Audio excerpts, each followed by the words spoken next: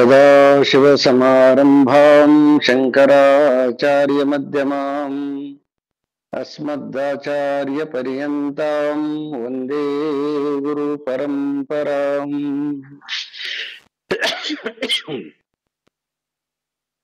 ಈಶ್ವರೋ ಗುರುರಾತ್ಮೇತಿ ಮೂರ್ತಿಭೇದವಿಭಾಗಿನೇ ವ್ಯೋಮವದ್ವ್ಯಾಪ್ತದೇಹಾಯ ದಕ್ಷಿಣಾಮೂರ್ತಯೇ ನಮಃ. ಮೂಕಂ ಕರೋತಿ ವಾಚಾಲಂ ಪಂಗುಂ ಲಂಘಯತೆ ಗಿರಿಂ ಯತ್ಕೃಪಾತಮಹಂ ವಂದೇ ಪರಮಾನಂದಸಾಗರಂ. ಓಂ ಸಹನಾ ಭವತು ಸಹನೌ ಭುನಕ್ತು ಸಹ ವೀರ್ಯಂ ಕರವಾವಹೈ ತೇಜಸ್ವಿನಾವಧೀತಮಸ್ತು ಮಾ ವಿದ್ವಿಷಾವಹೈ. ಓಂ ಶಾಂತಿ ಶಾಂತಿ ಶಾಂತಿ.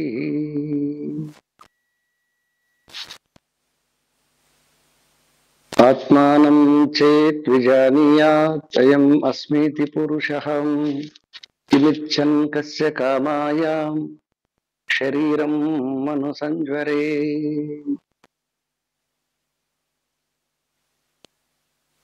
ಪರಮಾತ್ಮನ ಅನುಗ್ರಹದಿಂದ ಶ್ರೀಮತಿ ವಿಮಲಾನಂದ ಹಾಗೂ ಎಲ್ಲ ಪಂಚದಶಿ ಶ್ರೋತೃ ವರ್ಗವೇ,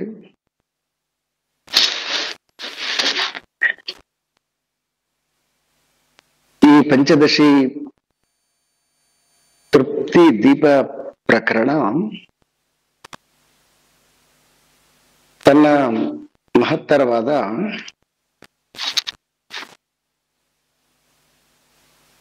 ತತ್ವಮಸಿ ಮಹಾವಾಕ್ಯವನ್ನ ಪ್ರಸ್ತುತಪಡಿಸಿದ ನಂತರ ಅದರಲ್ಲಿ ಮನಸ್ಸನ್ನ ಏಕಾಗ್ರಗೊಳಿಸುವಂತಹ ಅಥವಾ ಮನಸ್ಸನ್ನ ನಿಲ್ಲಿಸುವಂತಹ ಅಭ್ಯಾಸ ಯೋಗವನ್ನ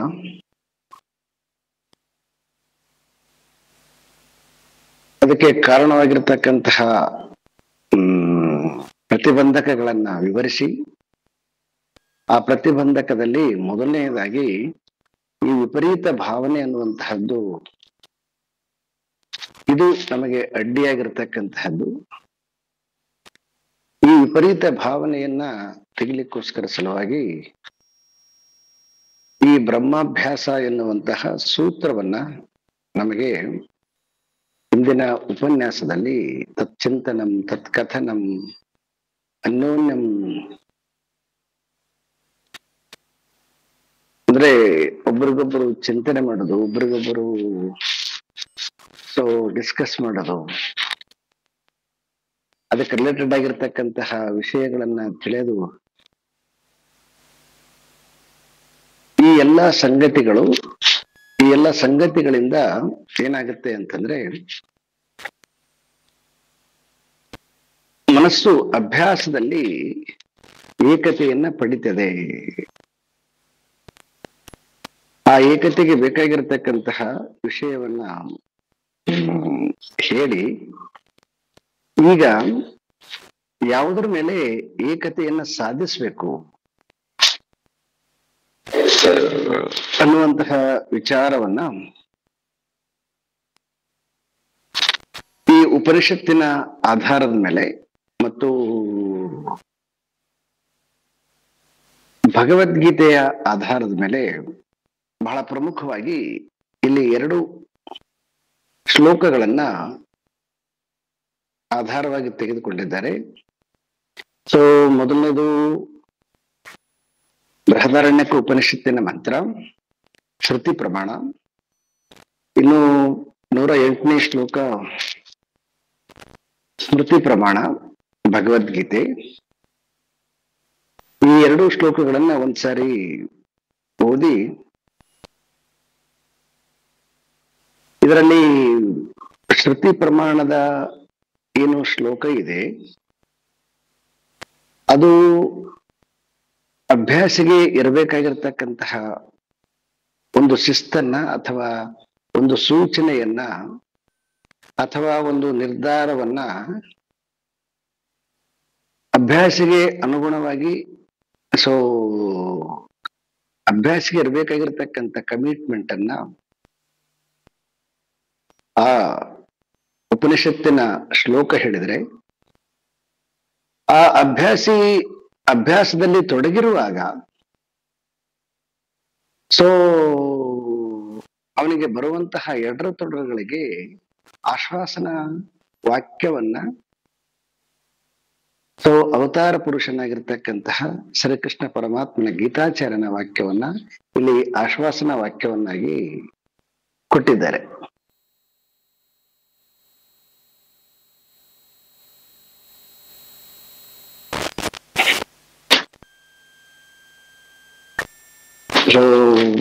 ಶ್ಲೋಕ ನಂಬರ್ 107. ತಮೇವ ಧೀರೋ ವಿಜ್ಞಾಯ ಪ್ರಜ್ಞಾಂ ಕುರ್ವೀತ ಬ್ರಾಹ್ಮಣಃ ನಾನುಧ್ಯಾಯಾದ್ ಬಹುಂ ಶಬ್ದಾನ್ ವಾಚೋ ವಿಕ್ಲಾಪನಂ ಹಿ ತತ್. ಇದು ಬೃಹದಾರಣ್ಯಕನ ಉಪನಿಷತ್ತಿನ ಮಂತ್ರ.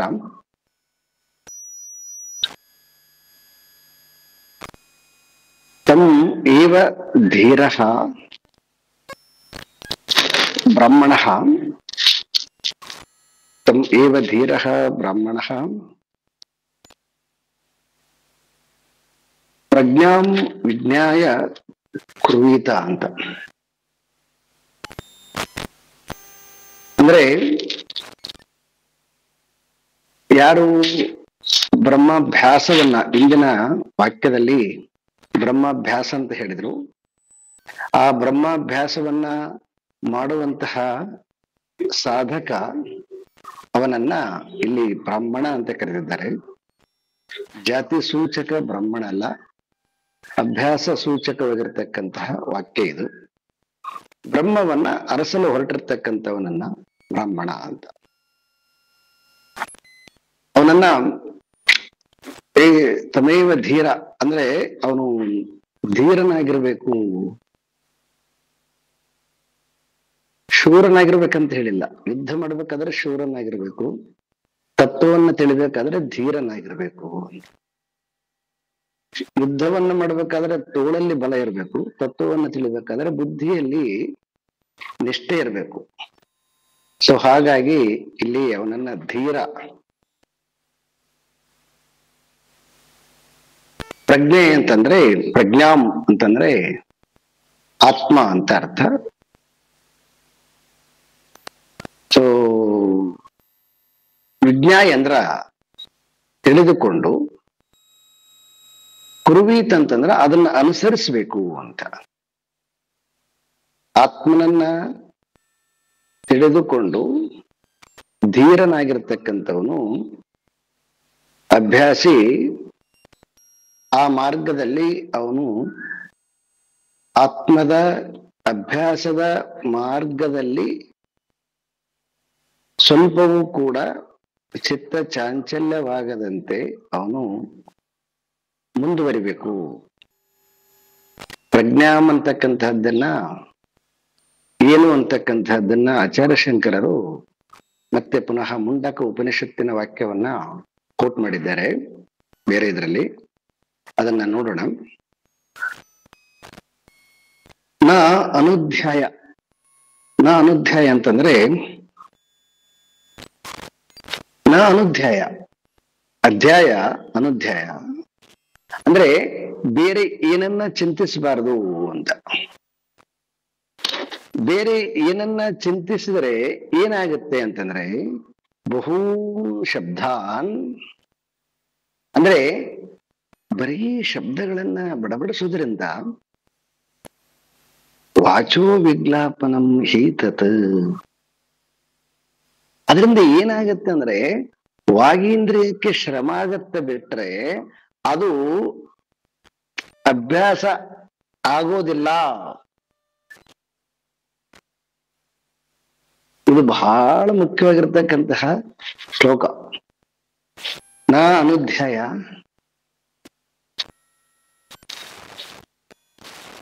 ಬಹೂನ್ ಶಬ್ದಾನ್ ವಾಚೋ ವಿಜ್ಞಾಪನಂ ಹೀತತ್. ಬಹಳ ಸ್ಪಷ್ಟವಾಗಿ ಅದ ನೋಡ್ರಿ ಇದು. ಇವತ್ತು ನಾವು ಅನೇಕ ಜನ ಉಪನ್ಯಾಸಕಾರರನ್ನ, ಕೆಲವೊಂದು, ಎಲ್ಲರನ್ನಲ್ಲ, ಈ ಈ ಅಧ್ಯಾತ್ಮದ ಒಂದು ಉಪನ್ಯಾಸ ಕೊಡುವಂತಹ ಒಂದು ವಿಧಾನ ಹೆಂಗ್ ಮಾಡ್ಬಿಟ್ಟಿದ್ದಾರೆ ಅಂತಂದ್ರೆ, ಒಂದು ಉದ್ಯೋಗ ತರ ಮಾಡಿಕೊಂಡು ಎಷ್ಟು ಅದನ್ನ ಮಾಡೋದ್ರಲ್ಲದೆ, ಯಾಕಂತಂದ್ರೆ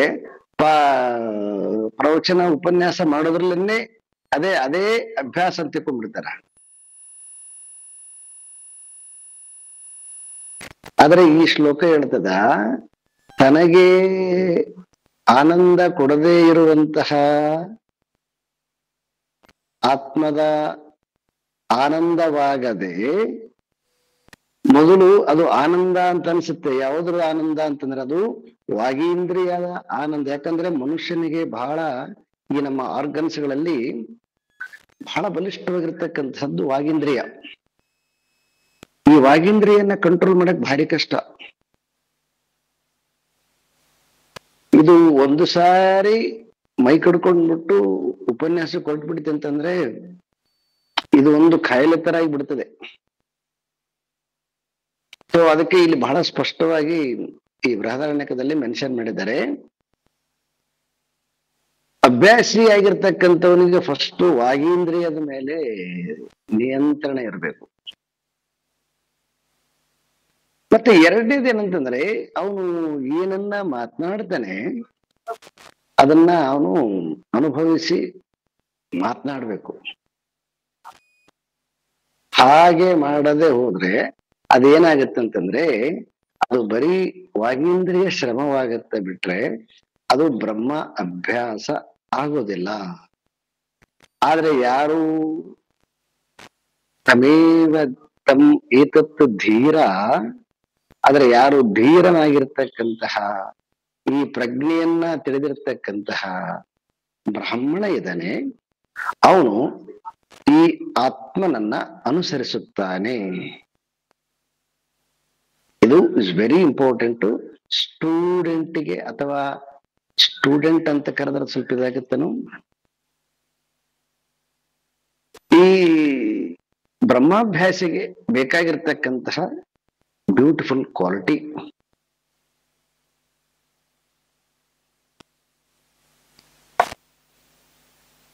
ಇದನ್ನ ಪ್ರಜ್ಞೆ ಅಂತಂದ್ರೆ ಏನು ಅನ್ನುವಂತಹದ್ದನ್ನ ಆಚಾರ್ಯ ಶಂಕರರು ಬೇರೆ ಕಡೆ ಇದನ್ನ ಮೆನ್ಷನ್ ಮಾಡಿದ್ದಾರೆ. ಅಲ್ಲಿ ಅವ್ರೇನ್ ಮಾಡಿದ್ದಾರೆ ಅಂದ್ರೆ, ಸೊ ಮುಂಡಕ ಉಪನಿಷತ್ತಿನ 2ನೇ ಅಧ್ಯಾಯದ 2ನೇ ಖಂಡ ಅಥವಾ 2ನೇ ಖಂಡ ಹೆಂಗ್ ಬರದ್ರಿ,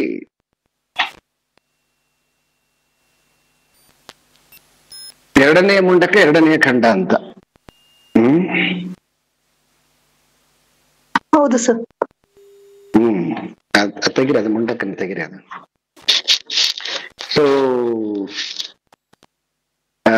ಶ್ಲೋಕ ನಂಬರ್ 6. ಹರಾಯಿವ ರತನಾಭೌ ಸಂಹತ ಯತ್ರ ನಾಡ್ಯಃ ಸ ಏಷಃ ಅಂತಃ ಚರತೆ ಬಹುಧಾ ಜಾಯಮಾನಃ.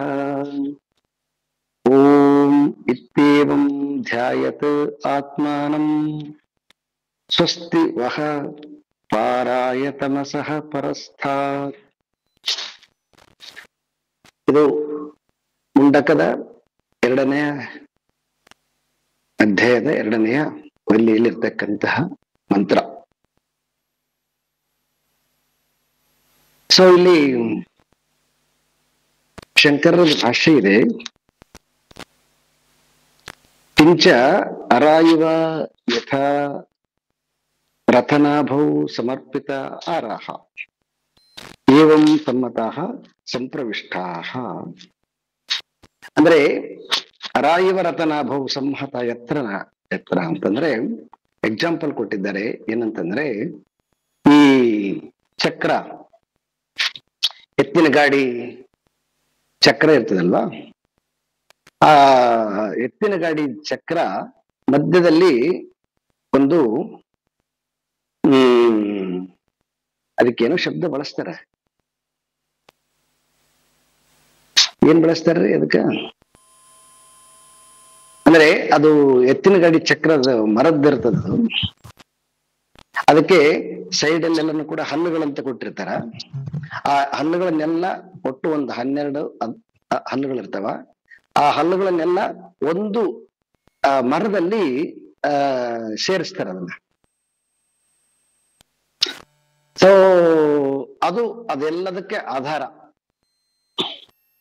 ಅದು ಏನೋ ನಾವು ಅಗ್ರಿಕಲ್ಚರ್ ಮಾಡೋ ನೆನಪೋಗ್ಯದ ಈಗ. ಕಡಗೀಲು ಬಂಡಿಗಾಧಾರ, ಕಡಗೀಲು ಬಂಡಿಗಾಧಾರ, ಕಡಗೀಲಲ್ಲ, ಕಡಗೀಲ್ ಅಂತಕ್ಕಂಥದ್ದು ಆಮೇಲೆ 2 ಗಾಲಿಗಳಿಗೆ ಮಧ್ಯದಲ್ಲಿ ಇರ್ತಕ್ಕಂಥದ್ದು.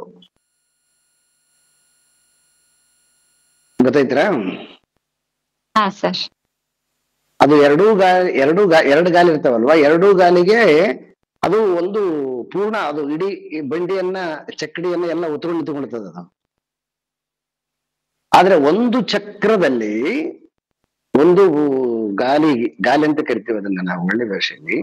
ಆ ಗಾಲಿಗೆ 12 ಹಲ್ಲುಗಳು ಇರ್ತಾವ. ಆ 12 ಹಲ್ಲುಗಳು ಆ ಒಂದು ಮರದಲ್ಲಿ ಅದನ್ನೆಲ್ಲ ಸೇರಿಸಿರ್ತಾರ. ಅದನ್ನ ಇಷ್ಟು ಹೇಳಿದ್ರೆ ಅರ್ಥ ಆಗುತ್ತೆ. ಅದಕ್ಕೆ ಗುಂಬ ಅಂತಂತಾರ. ಇಲ್ಲಿ ಸಂಸ್ಕೃತದಲ್ಲಿ ಗುಂಬ ಅಂತ ಬರ್ತಾರೆ, ಗುಂಬ ಅಂತ ಹೇಳ್ಬಿಡ್ತೀನಿ. ಸರಿ.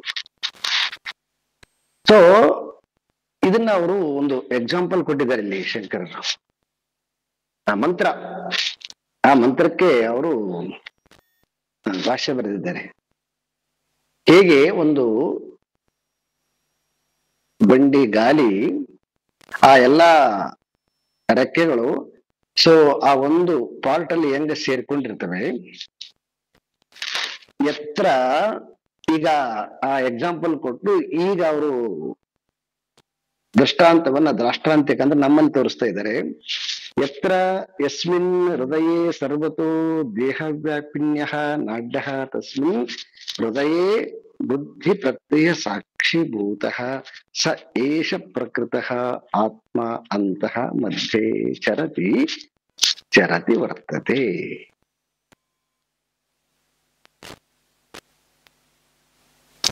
ಸೊ ಅದೇ ರೀತಿಯಾಗಿ ಹೇಗೆ ಒಂದು ಬಂಡಿಯ ಗಾಲಿಗೆ ಆ ಎಲ್ಲಾ ರೆಕ್ಕೆಗಳು ಆ ಒಂದು ಪಾಯಿಂಟ್ ಅಲ್ಲಿ ಸೇರ್ಕೊಂಡಿರ್ತವೆ, ಹಾಗೆ ಈ ದೇಹ ಅಂತಕ್ಕಂಥದ್ದು ಒಂದು ಗಾಲಿ. ಈ ಗಾಲಿಗೆ ಆ ಎಲ್ಲಾ ನಾಡಿಗಳು ಬಂದು ಸೇರ್ತವೆ. ಅದು ಎಲ್ಲಿ ಅಂತಂದ್ರೆ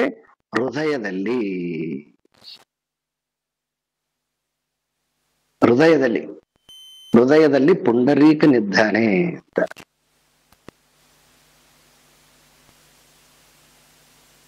ಅದಕ್ಕೆ ಭಿದ್ಯತೆ ಹೃದಯ ಗ್ರಂಥಿ ಛಿದ್ಯಂತೆ ಸರ್ವ ಸಂಶಯ ಅಂತ. ನಮಗೆ ಅಡ್ಡಿ ಇರ್ತಕ್ಕಂಥದ್ದು ಕೆಳಗಡೆ ಬರ್ತದೆ. ಸ್ವಸ್ತಿ ಮಹಾಪಾರಾಯ ತಮಸಃ ಪರಸ್ತಾತ್. ಈ ತಮಸ್ಸಿನಿಂದ ಪಾರಾಗ್ಬೇಕಾದ್ರೆ ಬೇರೆ ಎಲ್ಲಿ ನಿಮಗೆ ಪಾಸಿಬಲ್ ಇಲ್ಲ, ಹೃದಯದಲ್ಲಿ ಮಾತ್ರ. ಈ ಎಲ್ಲ ಹೃದಯದಲ್ಲಿರ್ತಕ್ಕಂತಹ ವಾಸನೆಗಳನ್ನ ಯಾರು ಭಸ್ಮ ಮಾಡ್ತಾನೆ ಅವನು ಮಾತ್ರ ಆ ಹೃದಯ ಮಧ್ಯದಲ್ಲಿರ್ತಕ್ಕಂತಹ ಹೃದಯೇಶ್ವರನನ್ನ ತಿಳಿದುಕೊಳ್ಳಿಕ್ಕೆ ಸಾಧ್ಯ ಆಗತ್ತೆ. ಸ್ವಸ್ತಿ ವಹ ಪಾರಾಯ ಅಂದ್ರೆ ಅಲ್ಲಿ ಉಪನಿಷತ್ತು ಸಾಧಕನಿಗೆ ಆಶೀರ್ವಾದ ಮಾಡುತ್ತ. ಸ್ವಸ್ತಿ ಅಂದ್ರೆ ನಿನಗೆ ಮಂಗಲವಾಗ್ಲಿ, ಇದ್ರಾಗ ಮುಂದುವರಿ ಅಂತ.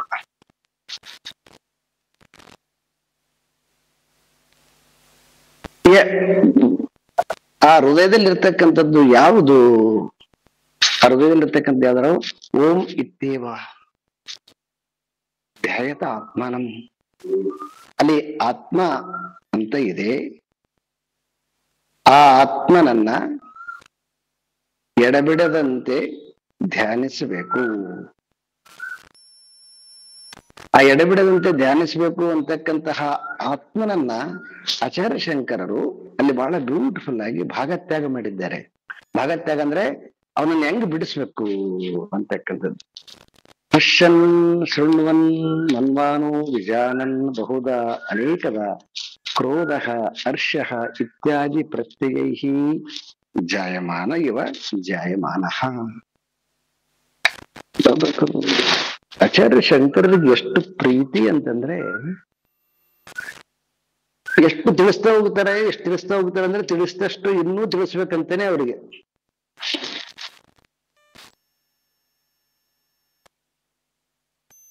ಅಂತಃಕರಣ ಉಪಾಧ್ಯಾನ್ ವಿಧಾಯಿತ್ವಾತ್ ವದಂತಿ ಹಿ ಲೌಕಿಕಾಃ ಪೃಷ್ಟೋ ಜಾತಃ ಖುದ್ದೋ ಜಾತಃ ಇತಿ ತಮ್ ಆತ್ಮಾನಂ ಓಂ ಇತ್ಯೇವಂ ಓಂಕಾರ ಆಲಂಬನ ಸಂತಃ ಯಥಾ ಉಕ್ತ ಕಲ್ಪನೆಯ ಧ್ಯಾಯತ್ ಚಿಂತಯತ್ ಉಕ್ತಂ ವಕ್ತವ್ಯಂ ಚ ಶಿಷ್ಯೇಭ್ಯಃ. ಹೀಗೆ ಆ ಶಿಷ್ಯನಿಗೆ ಆ ಏನು ಪ್ರಜ್ಞೆ ಅಂತ ಕರೆದ್ರು, ಪ್ರಜ್ಞಾಮ್ ಅಂತ ಕರೆದ್ರು, ಇಲ್ಲಿ ಆತ್ಮ ಅಂತ ಕರೆದಿದ್ದಾರೆ. ಆತ್ಮನನ್ನ ಹೇಗೆ ಬಿಡಿಸಿದ್ದಾರೆ ಅಂತಂದ್ರೆ, ಈಗ ನೋಡಿ, ಕ್ರೋಧ ಬಂದಾಗ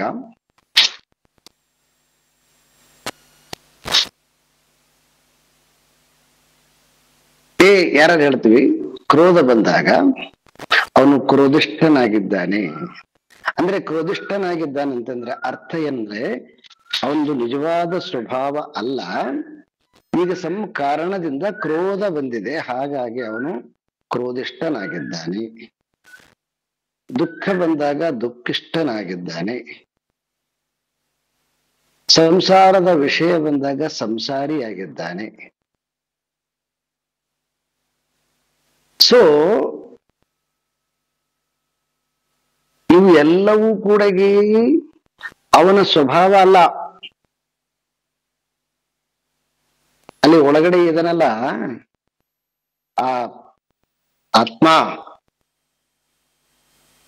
ಅವನ ಸ್ವಭಾವ ಅಲ್ಲ ಇವೆಲ್ಲ. ಅಂದ್ರೆ ಇವು ಕಾರಣದಿಂದ. ಏನ್ ಕಾರಣ? ಸೊ ಅಜ್ಞಾನ ವಶಾತ್ ಕರ್ಮ ಕಾರಣದಿಂದ ಇವು ಅವನಲ್ಲಿ ಬಂದು ಹೋಗ್ತವೆ. ಯಾರಲ್ಲಿ ಬಂದು ಹೋಗ್ತವ? ಈ ಎಲ್ಲವನ್ನ ಬೆಳಗುವಂತಹ ಒಂದು ಯಾವುದು ಸಾಕ್ಷಿಯಾಗಿರ್ತಕ್ಕಂತಹ ಪ್ರಜ್ಞೆ ಇದೆ, ಆ ಪ್ರಜ್ಞೆಯಲ್ಲಿ ಇವೆಲ್ಲವೂ ಕೂಡ ಹಾದು ಹೋಗ್ತವೆ.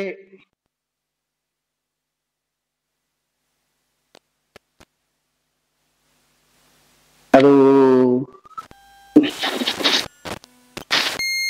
ಉದ್ಯೋಗದ ದರ ಇರ್ಲಿ, ಮನೆ ದರ ಇರ್ಲಿ, ದುಡ್ಡಿನ ದರ ಇರ್ಲಿ, ಮಕ್ಕಳ ದರ ಇರ್ಲಿ, ಹೆಂಡತಿ ದರ ಇರ್ಲಿ, ಗಂಡನ ದನ ಇರ್ಲಿ, ಇಲ್ಲ ಏನೋ ತಾಪದ್ದನ ಇರ್ಲಿ, ಇಲ್ಲ ಸಂತೋಷದನ ಇರ್ಲಿ, ಇಲ್ಲ ದುಃಖದ್ದನ ಇರ್ಲಿ, ಇಲ್ಲ ಕ್ರೋಧದ್ದನ ಇರ್ಲಿ, ವಾಟ್ ಎವರ್ ಏನೆಲ್ಲ ಮಾಡ್ತೀಯ, ಇವೆಲ್ಲವೂ ಕೂಡ ಸಮುದ್ರದಲ್ಲಿ ನಿಂತುಕೊಂಡಾಗ ಹೆಂಗ ಒಂದಾದ್ಮೇಲೆ ಒಂದು ತೆರೆ ಬರ್ತವೋ, ಆ ರೀತಿಯಾಗಿ ಎಲ್ಲವನ್ನ ಬೆಳಗುವಂತಹ ಯಾವ ಒಂದು ಪ್ರಜ್ಞೆ ಇದೆಯೋ, ಆ ಪ್ರಜ್ಞೆಯಲ್ಲಿ ಹಾದು ಹೋಗುವಂತಹ ಸಂಸ್ಕಾರಗಳು. ಹೇ ಶಿಷ್ಯನೇ, ಅವು ನೀನಲ್ಲ.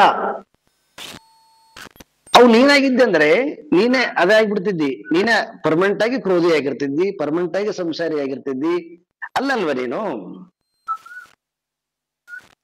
ನೋಡಿ ಇಲ್ಲಿ ಎಷ್ಟು ಅವನನ್ನ ಸ್ಟ್ರಾಂಗ್ ಮಾಡ್ಲಿಕ್ಕೆ ಶಂಕರರು ಅದ್ಭುತವಾಗಿರ್ತಕ್ಕಂಥ ಲಾಜಿಕ್ ಕೊಟ್ಟಿದ್ದಾರೆ. ಇಲ್ಲಿ ಭಾಷೆ ಇದು ಮಂತ್ರದಲ್ಲಿ ಇಲ್ಲ ಇದು. ಯಾಕೆ ಶಂಕರನ್ನ ನೆನಪು ಮಾಡ್ಕೋಬೇಕಂತಂದ್ರೆ ಬರೀ ಉಪನಿಷತ್ತು ಇತ್ತಂದ್ರೆ ನಮಗೆ ಗೊತ್ತಾಗ್ತಿದ್ದಿಲ್ಲ.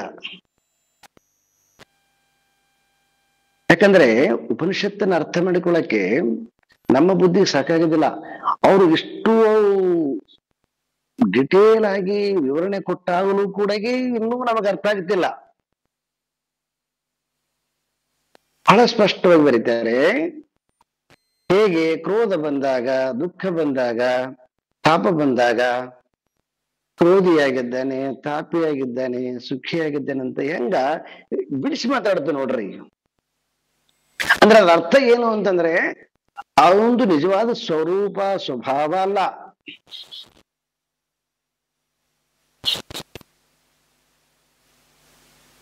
ಬಟ್ ಪ್ರಾಬ್ಲಮ್ ಏನಾಗಿದೆ ನಮಗಂತಂದ್ರೆ ಈ ಸ್ವಭಾವವೇ ನಾವು ಅಂತ ಅನ್ಕೊಂಡ್ಬಿಡ್ತೀವಿ ನಾವು. ವಸ್ತುತಃ ನಾವು ಆಗ್ಲಿಕ್ಕೆ ಸಾಧ್ಯ ಇಲ್ಲ ಅದು. ಯಾಕಂದ್ರೆ ಯಾವಾಗ್ಲೂ ಕೋಪಿಷ್ಠರಾಗಿ ಎಲ್ಲಿದೀವಿ ನಾವು? ಯಾವಾಗ್ಲೂ ಕೂಡ ಏನೋ ಚಿಂತೆ ಮಾಡೋರು ಎಲ್ಲಿದೀವಿ ನಾವು? ಒಂದಕ್ಕೆ ಸ್ಟಿಕ್ಕಾಗಿ ಅಂಟಿಕೊಂಡಿಲ್ಲ ನಾವು.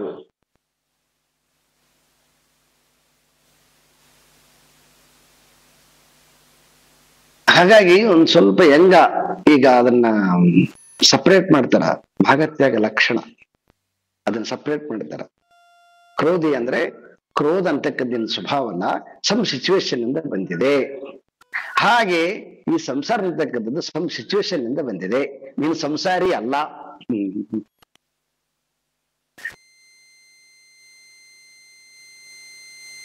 ಸಂಸಾರಿನಾಗಿದ್ದಂತಂದ್ರೆ ಸಂಸಾರ ಬಿಟ್ಬಿಟ್ಟು ಅಧ್ಯಾತ್ಮಕ್ಕೆ ಬರ್ತಾ ಇದ್ದಿಲ್ಲಲ್ವ ನೀನು? ಅಧ್ಯಾತ್ಮಕ್ಕೆ ಬಂದಿದ್ದಿ ಅಂತಂದ್ರೆ ನಿನ್ ಸ್ವಭಾವ ಸಂಸಾರಿ ಅಲ್ಲ. ಕರ್ಮವಶಾತ್ ಸಂಸಾರವನ್ನ ಮಾಡ್ತಾ ಇದ್ದೀಯಾ. ನೀನ್ ಸ್ವಭಾವ ಆತ್ಮನನ್ನ ತಿಳಿದಿರೋದ್ರಿಂದನೇ ಆತ್ಮನ ತಿಳ್ಕೊಳಕ್ ಬಂದಿದ್ದೀಯಾ. ಹಾಗಾಗಿ ಅದನ್ನ ಬಿಡಿಸು. ಬಿಡಿಸಿದಾಗ ಅವಾಗ ಎಲ್ಲದಕ್ಕೆ ಆಧಾರವಾಗಿ ಎಲ್ಲವನ್ನ ಬೆಳಗುವಂತಹ, ಎಲ್ಲದಕ್ಕೆ ಬೆಳಗಿ ಕೂಡ ಸಾಕ್ಷಿಯಾಗಿರ್ತಕ್ಕಂತಹ ಯಾವ ಆತ್ಮನಿದಾನೆ ಆ ಆತ್ಮನಲ್ಲಿ ನಿರಂತರವಾಗಿ ಧ್ಯಾನವನ್ನ ನಿಲ್ಲಿಸು ಅಂತ.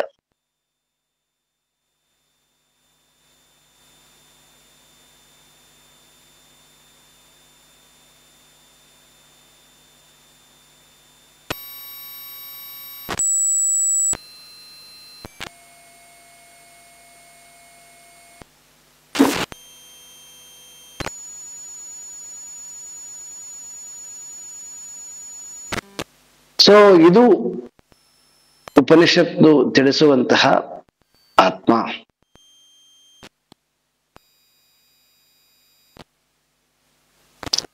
ಇದು ಓಂ, ಇದು ಪ್ರಜ್ಞಾನಂ ಬ್ರಹ್ಮ, ಇದು ತತ್, ಇದು ಅಯಮಾತ್ಮ ಬ್ರಹ್ಮ.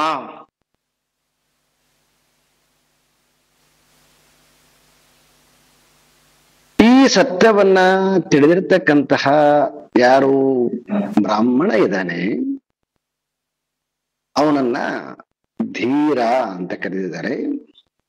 ಹಾಗಾಗಿ ಇಂತಹ ಈ ಸಾಕ್ಷಿಯಾಗಿರುವಂತಹ ಅಧಿಷ್ಠಾನವಾಗಿರ್ತಕ್ಕಂತಹ ಎಲ್ಲವನ್ನ ತನ್ನಲ್ಲಿ ಅಡಗಿಸಿಕೊಂಡು ತಾನು ಮಾತ್ರ ಅವಕ್ಕೆಲ್ಲವೂ ಕೂಡ ಸಾಕ್ಷಿಯಾಗಿ, ಹೇಗೆ ಎಲ್ಲವನ್ನ ತನ್ನಲ್ಲಿ ಗರ್ಭಿಸಿಕೊಂಡ್ರು ಕೂಡ ಆಕಾಶ ಹೇಗೆ ತಾನು ಯಾವುದಕ್ಕೂ ಕೂಡ ಅಂಟದಂತೆ ಇದೆ, ಅದೇ ರೀತಿಯಾಗಿ ನಮ್ಮ ಒಳಗಡೆ ನಮ್ಮ ನಾನು ಆ ಆತ್ಮ ಆಕಾಶವತ್ತು ಸಾಕ್ಷಿಯಾಗಿ ಇದ್ದೇನೆ. ಸೊ ಇವು ಎಲ್ಲ ಬಂದು ಹೋಗ್ತವೆ.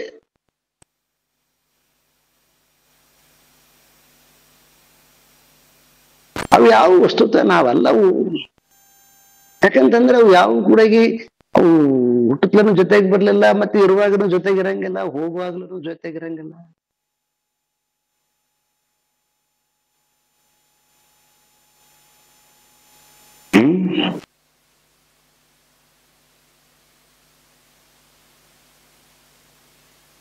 ಸರ್ಪಭೂಷಣರು ಬಹಳ ಚೆನ್ನಾಗಿ ಬರೀತಾರೆ ಇದಕ್ಕೆ ಅಂತ. ಇವೆಲ್ಲವೂ ಕೂಡಿ ಕೆಲವೊಂದು ಈಗ ಸುಮ್ಮನೆ ಜನರಲ್ ಆಗಿ ತಗೋ ಟಾಕಿಂಗ್. ಈಗ ನೋಡಿ, ಈ ಹೆಂಡತಿ ಗಂಡ ಮಕ್ಕಳು ಅಂತ ನಿಜವಾಗ್ಲೂ ಕೂಡ ಇವು ನಾವು ಹುಟ್ಟುವಾಗ ಇದ್ವ, ಇವು ನಾವು ಜನಿಸುವಾಗ ಇದ್ವಾ? ಹೋಗ್ಲಿ ಬಿಡಿ, ಜನಿಸುವಾಗ ಎದ್ದಿಲ್ಲ, ಮಧ್ಯದಲ್ಲಿ ಜೊತೆ ಆದವು. ಮಧ್ಯದಲ್ಲಿ ಜೊತೆ ಆದ್ರೂ ಕೂಡ ಈ ಕೊನೆಗೆ ನಾವ್ ಇರತನಕ್ಕೆ ಇರ್ತಾವ, ನಮ್ ಜೊತೆಗೆ ಬರ್ತಾವ?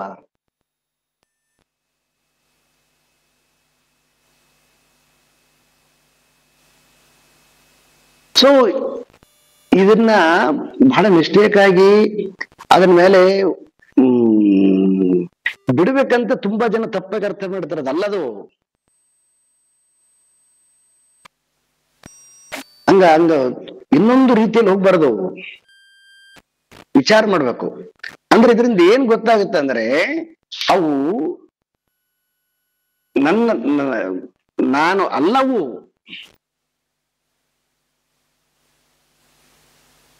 ಕರ್ಮವಶಾತ್ ಅವು ಜೊತೆಗಿರ್ತಕ್ಕಂಥವು.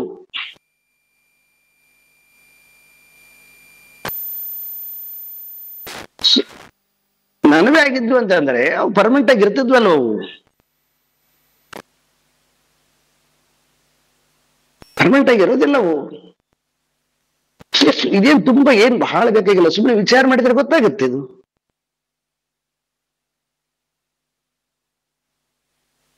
ಏನದು ಇದರಲ್ಲಿ? ಮತ್ತೆ ಏನ್ ಅನ್ಕೊಂಡಿದ್ಯೋ ಅವು ಅಲ್ಲವು. ನಿನ್ನ ಒಳಗಡೆಗೆ ಏನ್ ಸಂಸ್ಕಾರ ಮಾಡಿಕೊಂಡಿದ್ಯಲ್ಲ ಅದು ಸಂಸಾರ. ಅದ್ರ ಬಗ್ಗೆ ಒಂದೇನು ಫಾರ್ಮ್ ಮಾಡಿ ಇಟ್ಕೊಂಡಿದ್ಯವಲ್ವ, ಒಂದು ಒಂದು ಫೈಲ್ ಮಾಡಿ ಇಟ್ಕೊಂಡಿದ್ಯೋ ನೋಡಿ, ಅದು ನಮ್ದು ಸಂಸಾರ. ಅದು ಫೈಲು ಕ್ರಿಯೇಟ್ ಮಾಡಿದ್ವಿ, ಮತ್ತೆ ಆ ಫೈಲನ್ನು ಇಲ್ಲೇ ಬಿಟ್ಟು ಹೋಗ್ತೀವಿ.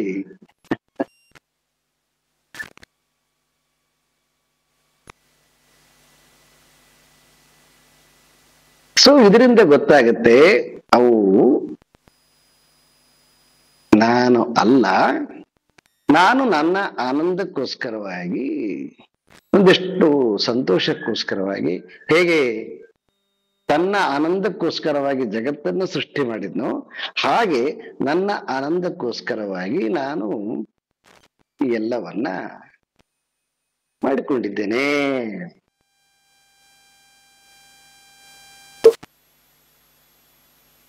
ಅವು ನನ್ನ ಆನಂದವನ್ನ ಕಡಿಮೆ ಮಾಡೋದಾಗ್ಲಿ ಮತ್ತೆ ನನ್ನ ಆನಂದವನ್ನ ಹೆಚ್ಚು ಮಾಡೋದಾಗ್ಲಿ ಏನಿಲ್ಲ. ನಾನು ಆನಂದ ಸ್ವರೂಪನೇ, ನನ್ನ ಲೀಲೆಗೋಸ್ಕರವಾಗಿ ಇದು ತೆಗೆದುಕೊಂಡಿರ್ತಕ್ಕಂಥದ್ದು. ಹೀಗೆ ಯಾವಾಗ ವಿಚಾರ ಮಾಡ್ತೀವಿ, ವಿಚಾರ ಮಾಡಿದಾಗ ಆವಾಗ ನಮಗೆ ಗೊತ್ತಾಗುತ್ತೆ ಇವು ನನ್ನಲ್ಲಿ ಬಂದು ಹೋಗ್ತಕ್ಕಂತಹ ತೆರೆಗಳ ರೂಪದ ಸಂಸ್ಕಾರಗಳು.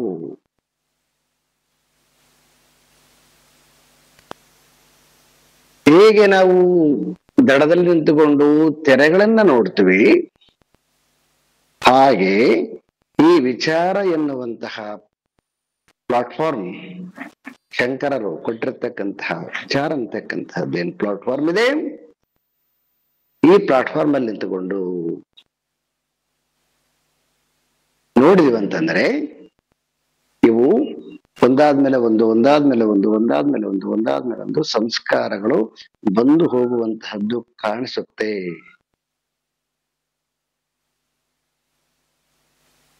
ಬಂದು ಹೋಗುವಂತಹದ್ದು ಅದರ ಅಜ್ಞಾನದಿಂದ ಆವೃತ್ತಿಯಾಗಿರ್ತಕ್ಕಂತಹ ಅದರ ಸ್ವಭಾವ.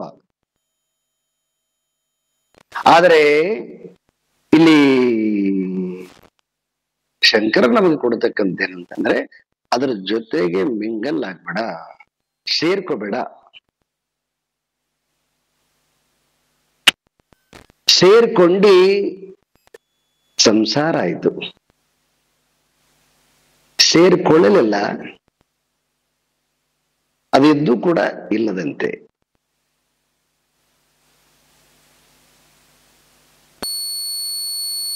ಇದು ಬ್ರಹ್ಮಾಭ್ಯಾಸ.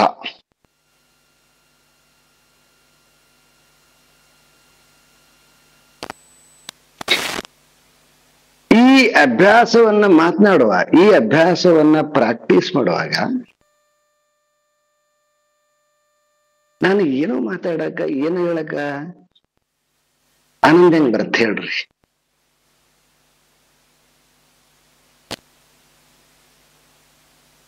ಅದಕ್ಕೆ ಆ ಬೃಹದಾರಣ್ಯಕ ಮಂತ್ರ ಹೇಳ್ತದ, ಬಹೂನ್ ಶಬ್ದ ಅಂದ್ರೆ ನಿನಗೆ ಅನುಭವಕ್ಕೆ ಇಲ್ಲದೆ ಬರೀ ಅಧ್ಯಯನ ಮಾಡಿ, ಅಂದ್ರೆ ಇವೆಲ್ಲವನ್ನ ಬಯಾಟ್ ಮಾಡಿ ಮಾತನಾಡಕ್ ಮಾಡಿಕೊಂಡಿದ್ದೀಯಾ ಇದೆಲ್ಲ.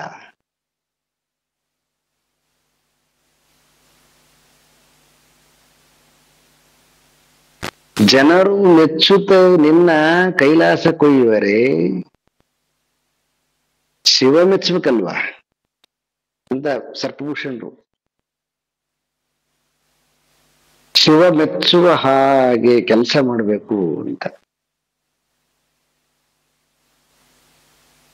ಶಿವ ಅಂತಂದ್ರೆ ಆ ಸಾಕ್ಷಿ, ಅದು ನಮ್ಮ ಸ್ವರೂಪ. ಯಾವಾಗ ಅದನ್ನ ನಾವು ತಿಳಿದು ಆ ಸಾಕ್ಷಿಯಲ್ಲಿ ಇರಕ್ಕೆ ಬರ್ತೀವಿ, ಅದು ಧೀರನಾಗಿರ್ತಕ್ಕಂಥವನು, ತಿಳಿದುಕೊಂಡಿರ್ತಕ್ಕಂತಹ ಪ್ರಜ್ಞೆ.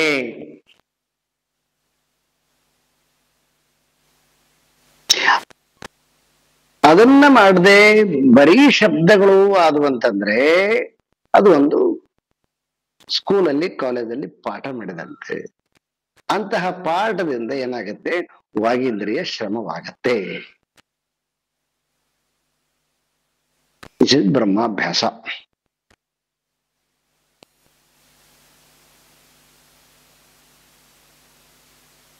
ಅವಾಗ ಅಲ್ಲಿ ಏನಾಗುತ್ತೆ, ಯಾವುದು ಉಪನಿಷತ್ತಿನಿಂದ ಏನೆಲ್ಲ ಕೇಳಿದ್ಯೋ ಅದೆಲ್ಲವೂ ಕೂಡ ಅಲ್ಲಿಗೆ ಬಂದು ಲಿಂಕ್ ಆಗತ್ತ. ಅದು ಶಬ್ದಗಳು ಬೇರೆ ಬೇರೆ ಇರ್ಬಹುದು, ಆದರೆ ಅನುಭವ ಮಾತ್ರ ಒಂದೇ ಇರ್ತದಲ್ಲಿ. ಯಾರಿಗೆ ಅಲ್ಲಿ ನಿಂತುಕೊಂಡು ಕೆಲಸ ಮಾಡ್ತಕ್ಕಂಥ ಧೀರನಿಗೆ, ಅದನ್ನ ಬಿಟ್ಟರೆ ಉಳಿದವನಿಗೆ ಬರೇ ಶಬ್ದ ಆಗಿರ್ತದೆ. ಅದು ಆ ಶಬ್ದ ಬಡಬಡಾಯಿಸುವನನ್ನ ಧೀರ ಅಂತ ಕರೆದಿಲ್ಲ, ಮತ್ತೆ ಅವನಿಗೆ ಆತ್ಮಜ್ಞಾನ ಆಗುತ್ತೆ ಅಂತ ಕೂಡ ಹೇಳಿಲ್ಲ.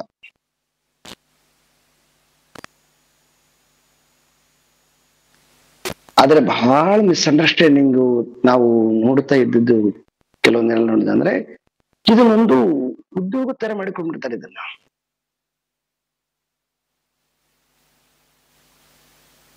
ಇದು ಉದ್ಯೋಗ ಅಲ್ಲ, ಇದು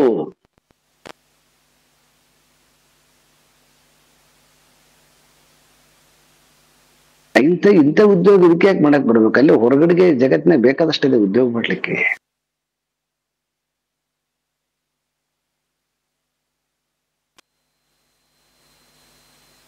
ಇನ್ನು ಎರಡನೇ ಮಂತ್ರ, ಅನನ್ಯಾಶ್ಚಿಂತಯಂತು ಮಾಂ ಯೇ ಜನಾಃ ಪರ್ಯುಪಾಸತೆ ತೇಷಾಂ ನಿತ್ಯಾಭಿಯುಕ್ತಾನಾಂ ಯೋಗಕ್ಷೇಮಂ ವಹಾಮ್ಯಹಂ. ಇದೇ ಆಶ್ವಾಸನ ಮಂತ್ರ. ಈ ರೀತಿಯಾಗಿ ಯಾರು ನಿರಂತರವಾಗಿ ನನ್ನ ಚಿಂತನೆಯನ್ನ ಮಾಡ್ತಾರೆ, ಉಪಾಸನೆಯನ್ನ ಮಾಡ್ತಾರೆ, ಅಂತಹ ನಿತ್ಯ ಸ್ವರೂಪರಾಗಿರ್ತಕ್ಕಂತಹ ಯುಕ್ತದ ಅಂದ್ರೆ ಸರಿಯಾಗಿರುವಂತಹ ತತ್ವದಲ್ಲಿ ನಿಯುಕ್ತರಾಗಿರ್ತಕ್ಕಂಥವ್ರು, ನಿಂತುಕೊಂಡಿರ್ತಕ್ಕಂಥವ್ರು. ಈಗ ಸಾಮಾನ್ಯವಾಗಿ ನಮಗೆ ಬರ್ತಕ್ಕಂತಹ ಪ್ರಶ್ನೆ ಏನಂತಂದ್ರೆ, ತುಂಬಾ ಜನಕ್ಕೆ ಇವೆಲ್ಲ ನನಗಲ್ಲ, ಇವೆಲ್ಲವೂ ಕರ್ಮದಿಂದ ಬಂದಿರತಕ್ಕಂಥವು ಅಂತ ಶಾಸ್ತ್ರ ನಮಗೆ ಒಂದು ಕಡೆಯಿಂದ ಹೇಳಿದಾಗಲೂ ಕೂಡ, ಆದ್ರೆ ನಮಗೆ ಇನ್ನೂ ಅದರಲ್ಲಿ ನಮಗೆ ದೃಢತೆ ಇಲ್ಲದೆ ಇರುವಾಗ ಮತ್ತು ನಾವು ಈ ಹೊರಗಿನ ಈ ಎಲ್ಲವನ್ನ ಅವಲಂಬಿಸಿರುವಾಗ ಈ ಅವಲಂಬಿಸಿರ್ತಕ್ಕಂಥವು ನಮ್ಮಿಂದ ಬಿಟ್ಟು ಹೋಗ್ತವೇನೋ, ಸೊ ಇನ್ನೇನಾಗುತ್ತೇನೋ ಅಂತಕ್ಕಂತಹ, ಇನ್ನು ಇವನೇನಾಗಿದ್ದಾನೆ, ಇವನು ಆ ಕಡೆಗೆ ಪರಿಪೂರ್ಣವಾಗಿ ಅದರಲ್ಲಿ ಬಲಿಷ್ಠವಾಗಿ ಒಂದು ಕಾಲು ಇಟ್ಟಿಲ್ಲ. ಈಗ ನಾವೆಲ್ಲರೂ ಹೇಗಿದ್ದೀವಿ ಅಂತಂದ್ರೆ ಈ ಕಡೆಗೆ ವ್ಯವಸ್ಥೆ ಒಳಗಡೆಗೆ, ಲೌಕಿಕವಾಗಿರ್ತಕ್ಕಂಥ ವ್ಯವಸ್ಥೆ ಒಳಗಡೆಗೆ ಬಲಿಷ್ಠವಾಗಿ ಕಾಲಿಟ್ಟಿದ್ದೀವಿ, ನಿಂತುಕೊಂಡಿರೋದೆಲ್ಲ ಅಲ್ಲೇನೆ. ಸುಮ್ಮನೆ ಆ ಕಡೆ ಏನ್ ಮಾಡ್ತಾ ಇದ್ದೀವಿ, ಸ್ವಲ್ಪ ನೋಡ್ತಾ ಇದ್ದೀವಿ ಅಷ್ಟೇನೆ. ಹೆಂಗ ಹರಿತಕ್ಕಂಥ ನೀರುಗಳಲ್ಲಿ ಒಂದು ಕಾಲು ಮೇಲೆ ಇಟ್ಬಿಟ್ಟು ಇನ್ನೊಂದು ಕಾಲನ್ನ ನೀರಿಗಿಡೋದು, ಯಾಕಂದ್ರೆ ಸುಮ್ಮನೆ ನೀರಿಗೆ ಇಟ್ಟಾಗಲೂ ಕೂಡ ನಿಂತ್ಕೊಂಡಿರೋದು ಇನ್ನೊಂದು ಕಾಲಿನ ಮೇಲೆ. ಸೊ ಈ ರೀತಿಯಾಗಿರ್ತಕ್ಕಂತಹ ಡೋಲಾಯಮಾನ ಸ್ಥಿತಿಯಲ್ಲಿರ್ತಕ್ಕಂತಹ ಸಾಧಕರಿಗೆ ಗೀತಾಚಾರ್ಯ ಬಹಳ ಸ್ಪಷ್ಟವಾಗಿ ಆ ದೃಢವಾಗಿ ಹೆಜ್ಜೆ ಕಿತ್ತಿಡ್ಲಿಕ್ಕೆ ಒಂದು ಆಶ್ವಾಸನೆ ಕೊಡ್ತಾನೆ. ಯಾವಾಗ ನೀನು ಆ ನಿಜವಾಗಿರ್ತಕ್ಕಂತಹ ತತ್ವದಲ್ಲಿ ನಿಲ್ಲುತ್ತೀಯೋ, ಆಗ ನಿನ್ನ ಹೆದರಿಕೆ ಬರ್ತಕ್ಕಂತಹ ಎಲ್ಲದಕ್ಕ ಒಂದು ಉತ್ತರ ಹೇಳ್ಬಿಡು, ನಾನು ನಿನ್ನ ಎಲ್ಲ ಯೋಗಕ್ಷೇಮಗಳನ್ನ ನೋಡ್ಕೊಳ್ತೀನಿ. ಮನಸ್ಸು ಏನು ಹೆದರ್ಕೊಂಡು ಏನೇನೇನೇನು ಯೋಚನೆ ಮಾಡುತ್ತಲ್ಲ, ಅದಕ್ಕೆ ಈ ಉತ್ತರ ಕೊಡ್ಬೇಕು. ಈ ಉತ್ತರ ಕೊಡ್ಬೇಕು ಅಂತಂದ್ರೆ ಕೃಷ್ಣನ ಮೇಲೆ ಅಷ್ಟು ದೃಢವಾಗಿರ್ತಕ್ಕಂತಹ ನಂಬಿಕೆ ಇರಬೇಕು.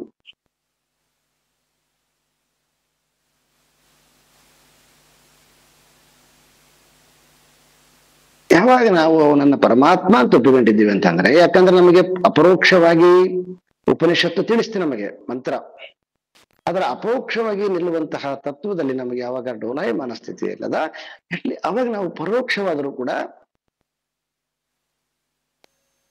ನಮ್ಮ ಹತ್ರ ಒಂದು ಕಮಿಟ್ಮೆಂಟ್ ಬೇಕಾಗತ್ತೆ. ಪರೋಕ್ಷವಾಗಿರ್ತಕ್ಕಂತಹ ಪರಮಾತ್ಮನಲ್ಲಿ ದೃಢವಾಗಿರ್ತಕ್ಕಂತಹ ನಂಬಿಕೆ ಇಟ್ಟಾಗಲೂ ಕೂಡ ಅವನು ಇಹಕ್ಕೆ ಬೇಕಾಗಿರ್ತಕ್ಕಂತಹದ್ದನ್ನು ಕೂಡ ಅವನು ಪ್ರೊವೈಡ್ ಮಾಡ್ತಾನೆ. ಪರಕ್ಕೆ ಬೇಕಾಗಿರ್ತಕ್ಕಂತಹದ್ದು ವಿತೌಟ್ ಅಪ್ಲಿಕೇಶನ್ ಪ್ರೊವೈಡ್ ಮಾಡ್ತಾನೆ. ಲೌಕಿಕಕ್ಕೆ ಬೇಕಾಗಿರ್ತಕ್ಕಂಥದ್ದು ನೀವು ಅರ್ಜಿ ಹಾಕ್ಬೇಕು, ಆದ್ರೆ ಅವನನ್ನು ತನ್ನನ್ನು ತಿಳ್ಕೊಳಕ್ಕೆ ಯಾರು ಇಚ್ಛೆ ಪಡ್ತಾರೆ ಅಲ್ಲಿ ಅರ್ಜಿ ಹಾಕ್ಬೇಕಾಗಿಲ್ಲ.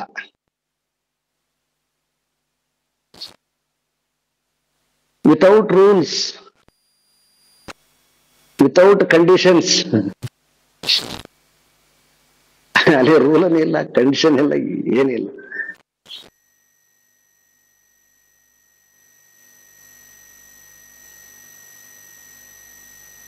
ಈಗ ನೋಡಿ, ಸುಮ್ಮನೆ ಜನರಲ್ ಆಗಿ ನಾವು ನೋಡೋದಾದ್ರೆ, ಈಗ ಒಂದು ಪ್ರಧಾನ ಮಂತ್ರಿ ಅಂದ್ರೆ ಪ್ರಧಾನ ಮಂತ್ರಿ ನೋಡ್ಬೇಕಾಯ್ತು ಅಂತಂದ್ರೆ ಅನೇಕ ರೂಲ್ಸ್ಗಳು ಇರ್ತಾವ. ಚೆಕಪ್ ಎಲ್ಲಾನು ಕೂಡ ನಮ್ಮನ್ನ ಏನ್ ಮಾಡ್ತಾರೆ, ಚೆಕಪ್ ಮಾಡಿ ಬಿಡ್ತಾರೆ.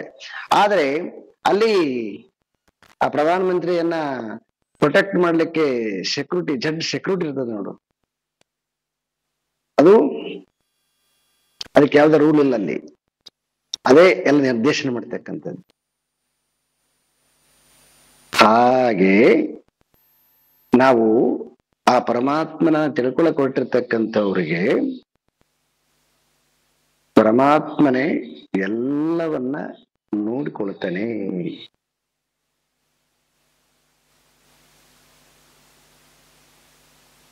ಸೊ ಹಾಗಾಗಿ ಯಾವುದೇ ರೀತಿಯಾಗಿರ್ತಕ್ಕಂತಹ ಹೆದರಿಕೆ ಇಲ್ಲದೆ ಈ ತತ್ವದಲ್ಲಿ ಮುಂದುವರಿತಾ ಹೋದಾಗ ಆವಾಗ ಈ ವಿಪರೀತ ಭಾವನೆ ಅಂತಕ್ಕಂತಹದ್ದು